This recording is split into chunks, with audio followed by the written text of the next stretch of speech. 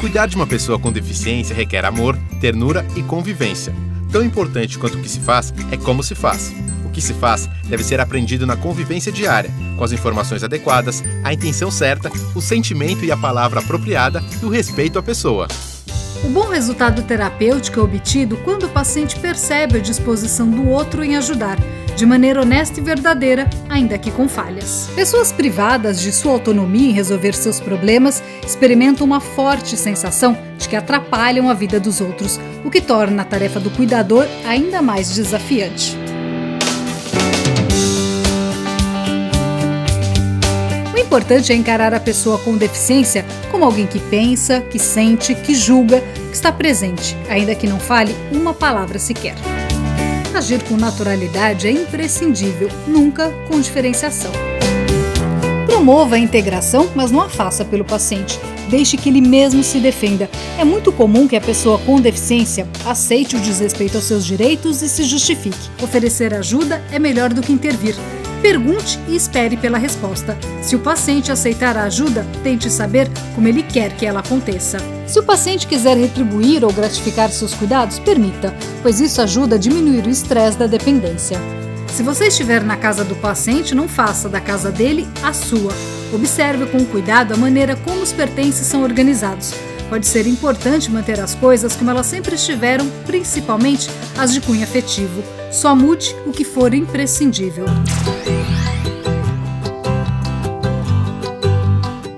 Haja com naturalidade se ocorrerem situações imprevistas. Não finja que nada aconteceu. Bom humor pode ser bom, mas não funciona com todos.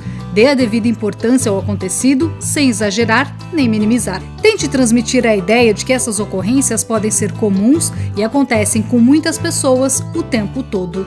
Procure, no início, não tocar no assunto da causa ou origem da lesão ou dificuldades. Permita a expressão de sentimentos e espere que o paciente fale acerca disso. Considere que o sofrimento da família é tão ou mais profundo do que o do próprio paciente, e o sentimento de incapacidade em ajudar é uma reação comum.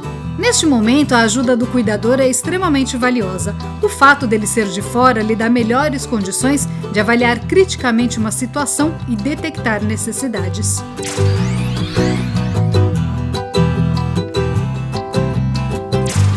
Dispense sentimentos de dó ou compaixão e encoraje-o. Ajude o paciente a ocupar seu tempo de forma estimulante. Geralmente os pacientes adiam essas tarefas, condicionando-as à melhora ou retorno de sua capacidade motora. Não deixe o paciente se sentir cobrado pelo seu desempenho, não diga coisas que remetam a comparações ou que minimizem o ocorrido.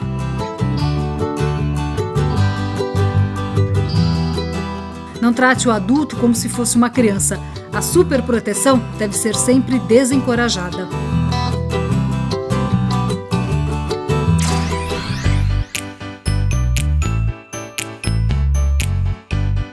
Considere que o tempo é uma percepção subjetiva e diferente para quem solicita ajuda e para quem presta ajuda. Quem pede tem a impressão de demora no atendimento às suas necessidades. Verifique o que é urgente ou não. O uso do relógio em lugar visível é uma importante referência. Lembre-se, é muito comum que os pacientes se sintam preteridos e disputem a atenção dos pares familiares. Ajude-os a assumir o papel social deles dentro e fora de casa. Existe a tendência à supervalorização dos próprios defeitos e à anulação das virtudes. O cuidador pode auxiliar na adequação desta visão. Mostre ao paciente que ele é capaz de muitas coisas. Cuidado também para não falar o tempo todo, isso não é bom. Pausas nas falas são importantes, fale quando necessário. Enquanto cuidador, estimule o retorno à prática de cuidados com a aparência pessoal. Tente transmitir a ideia de higiene vinculada à saúde, já que a vulnerabilidade do paciente é muito maior. Não negocie o banho. Auxilie o paciente na escolha de roupas adequadas e confortáveis, de acordo com as situações sociais e a sua condição atual. Desencoraje o uso de mantinhas ou cobertores de bebê em pacientes adultos. Incentive o uso de uma calça de material reforçado no inverno e o uso de bermuda no verão.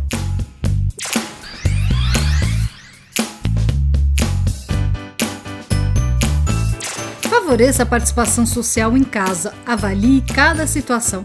Se possível, que coma à mesa com a família, não na cama, que sente e receba visitas na sala.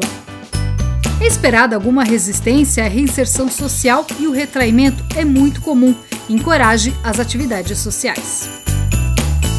Comece a introduzir conceitos que levem ao investimento profissional ou educacional, estimulando-a a pensar na possibilidade de trabalhar um dia, se possível. Ajude-o a reorganizar sua rotina sem inverter o dia com a noite. Estimule o paciente à tomada de decisões e controle de situações. Ressalte a importância da flexibilidade mental para modular situações e relacionamentos.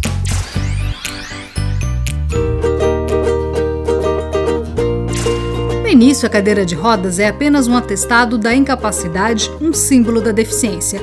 Aos poucos, ela se torna fundamental. Muitos pacientes não querem sequer que ela permaneça no ambiente em que eles se encontram. Eles temem a vida confinada à cadeira de rodas. Respeite esse momento e, quando possível, ressalte os benefícios dela. Favoreça a troca de experiência com outros cadeirantes.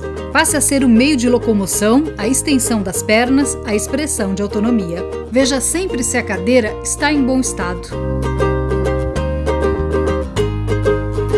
O paciente às vezes aceita ou não ajuda em determinadas situações. Quando for conversar com algum cadeirante, fique na mesma altura. A conversa se torna mais agradável.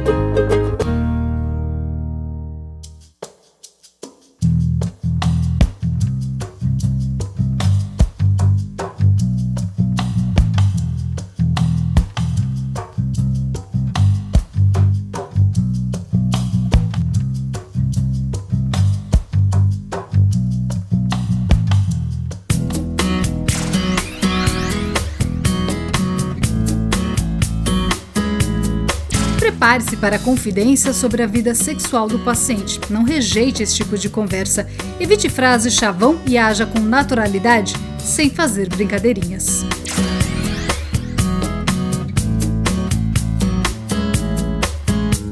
O esforço do cuidador e da família é para melhorar uma capacidade funcional, não de resgatar a pessoa que existia antes do problema. Considere que outra pessoa está nascendo, desencorajando assim a comparação. Alinhe o cuidado prestado com os objetivos da reabilitação, mas não subestime a capacidade do paciente de entender uma situação. A perspectiva deve ser positiva, mas sobretudo realista. Não faça promessas que podem não ser cumpridas e comprometer o presente e o futuro do paciente, se o prometido não acontecer.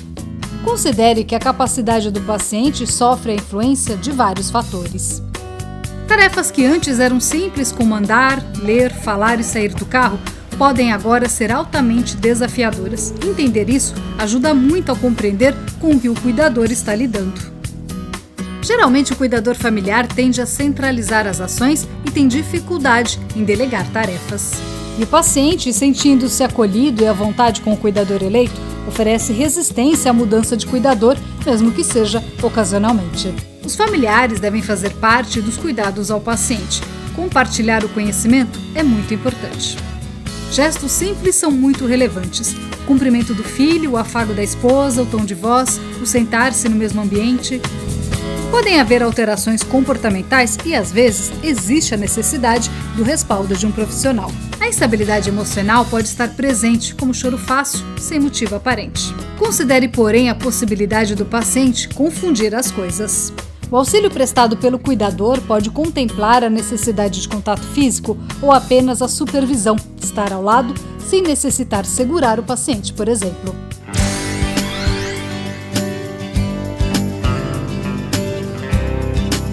Quando há alterações de linguagem, existem medidas importantes como estas.